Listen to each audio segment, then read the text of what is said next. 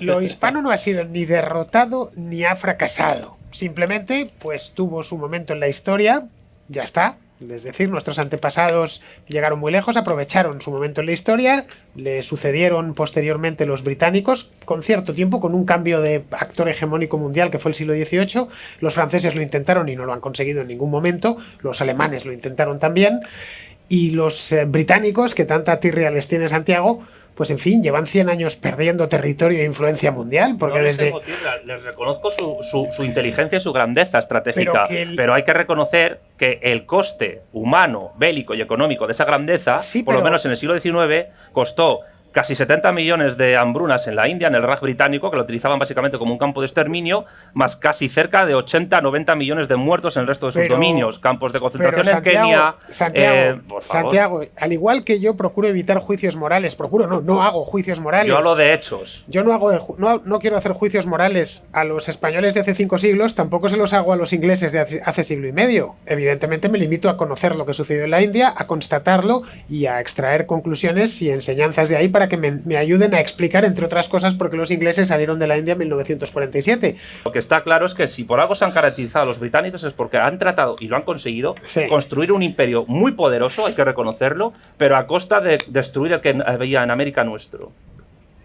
Y la historia no es neutral, Fernando, evidentemente. La historia es objetiva porque hay hechos objetivos. Pero si alguien estudia historia no puede creerse que es un científico que está estudiando átomos o elementos químicos. El historiador tiene que tomar partido. No, eso no, entonces no es un historiador. Un historiador no toma partido, es un activista. Ya está.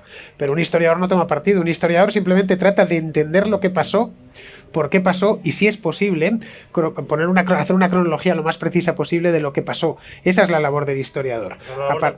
No, esa es la labor del historiador. A partir de ahí puede extraer enseñanzas, puede interpretar lo que sucedió en una u otra dirección. Sus interpretaciones evidentemente son falibles, puede estar equivocado porque no toma en cuenta esto o aquello, pero con la historia no se toma partido. La historia, por más que la utilicen los políticos como campo de batalla, no debe de ser un campo de batalla. Buena parte de los problemas que arrastramos en España, de un tiempo a esta parte, sobre todo, es que empleamos la historia como campo de batalla. Nada porque un historiador tenga una valoración ideológica de un hecho. Los historiadores tienen sesgos, eso es inevitable. Sí, eso es pueden tener ideología, y todos la tenemos, pero hay que intentar dejarla de un lado y analizarlo de manera crítica. Pero una cosa es que no sea posible y otra cosa es que sea deseable. Pero yo creo que lo que tú estás defendiendo un poco es la labor de un propagandista, porque si tú en el momento en el que dices, bueno, es imposible disgregar una cosa de la otra, las dos cosas van vinculadas y no se pueden de alguna manera separar. Eso significa que entonces tengo que abrazar esa ideología y tengo que expresar o contar la historia de la manera que más me convenga según las ideas que yo tengo ahora mismo en el presente para divulgar las ideas que yo quiero divulgar. La ideología política de un historiador puede ser irrelevante a la hora de analizar objetivamente unos hechos históricos determinados. En eso estamos todos de acuerdo. Ahora bien, la utilización de la valoración de ese historiador que supuestamente quiere ir de neutral siempre se hace por terceros y a veces incluso por indicación y dirección del propio historiador. En el momento en que un historiador no comprende que la historia es un campo de batalla ideológico y que determina la acción del presente y del futuro en un campo de batalla político,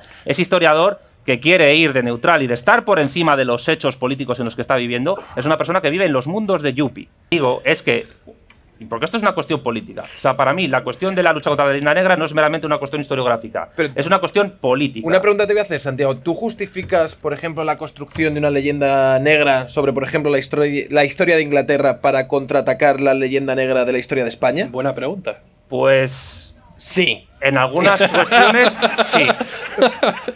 Evidentemente, sí. Vale. Sí. Y voy a explicar por qué. Pues eso no lo debería hacer ningún buen historiador. Ya, pero es que yo os vuelvo a repetir, yo no soy historiador, yo soy politólogo y yo estoy explicando cómo se utiliza desde el poder político la historia, que es algo que vosotros, como divulgadores fantásticos que sois todos, los dos, de la cuestión histórica, que nadie lo niega, no caéis en la cuenta de que la historia, el pasado, es un arma de futuro que los políticos utilizan con mayor o menor tino, con mayor o menor acierto.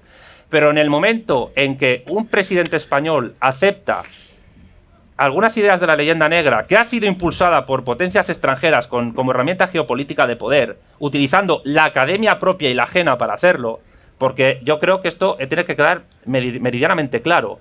Cuando hay gente en la universidad española o extranjera que defiende la leyenda negra, lo hace por un motivo muy prosaico, y es que le da de comer. porque gracias a las publicaciones científicas historiográficas de esa leyenda negra, son publicados sus artículos en revistas de alto índice de impacto académico en Estados Unidos, y eso les da la acreditación en la NECA para que puedan trabajar en la universidad. Y hay todo un negocio con la leyenda negra. Claro, evidentemente. Pues en ese caso, si nosotros sabemos, además, porque hay datos fidedignos de ello, no traducidos al español, pero en la India, por ejemplo, los manejan, en Nigeria, en Kenia o en Canadá o en Australia, por ejemplo, el genocidio que hicieron en Tasmania. Lo que yo digo, y es aquí donde difiero yo de vosotros, porque vosotros estáis en el plano historiográfico, y yo estoy hablando de poder, de política, la política es poder, y es conflicto. Lo que digo es que un político también puede utilizar la mentira o puede utilizar la verdad para construir planes y programas no solo para beneficiar a su país, sino también para atacar a un enemigo histórico, que lo que pretende es que tu país esté subordinado políticamente. Yo desearía que los políticos no se acercasen demasiado a la historia. Y eso no va a ocurrir nunca. Sí, pero eso es lo deseable. Eso es lo deseable.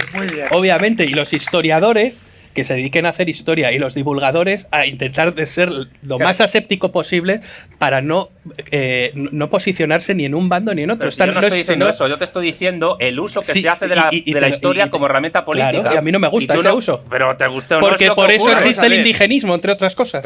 Por eso existe. Yo creo que aquí lo que nos encontramos es en el choque lógico entre un politólogo y gente que se divulga a la divulgación histórica. Arquitecto. Bueno, ya, pero por eso. Pero politólogo es él. Sí, eres historiador al final. Antes de que me definas. Una cosa es tu formación académica y otra cosa es a lo que te dediques. De hecho, hay muy buenos historiadores que no han estudiado historia.